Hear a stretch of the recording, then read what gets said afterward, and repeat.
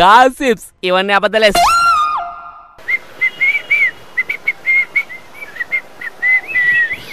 బుజ్జిగా ఏంటంటగా ఇంటర్నెట్కి వెళ్ళొద్దాం.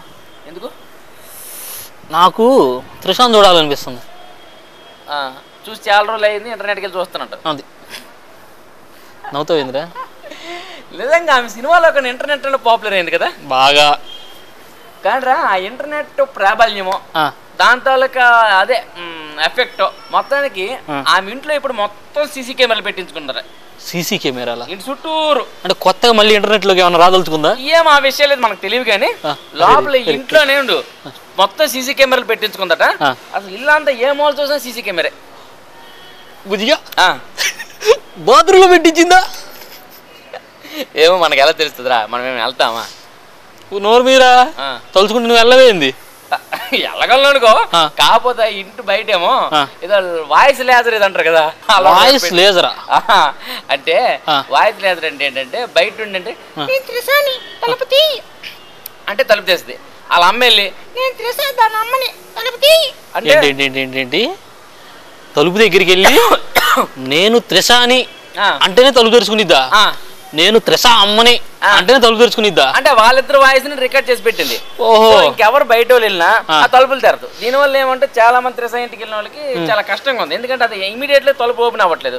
వీళ్ళు బయట నుండి ఏమండి మేము వచ్చాం మీ ఫ్రెండ్ అంటే వాళ్ళు నా ఫ్రెండే తలుపు అంటే తలుపు తెరుచుకో అంటే వాయిస్ లేదు, వాయిస్ రికార్డు విని తలుపు తెరుచుకుంటది.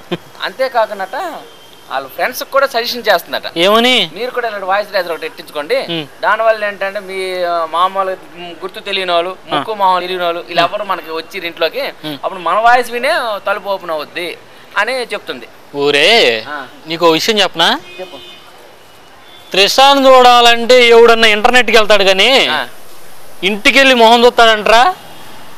చూడు మరి అలాంటప్పుడు ఈ టెక్నాలజీ అంతా ఎందుకురా త్రిషాకి? స్పర్శలో మధు విషం,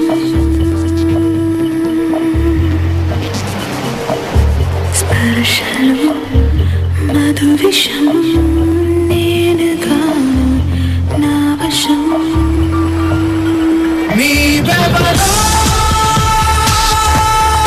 నీవెవరో కన్నీటి పరదాల తెరచాటో కనుపాప తొలి చూపే పొరపాటో. నీవెవరో నీవెవరో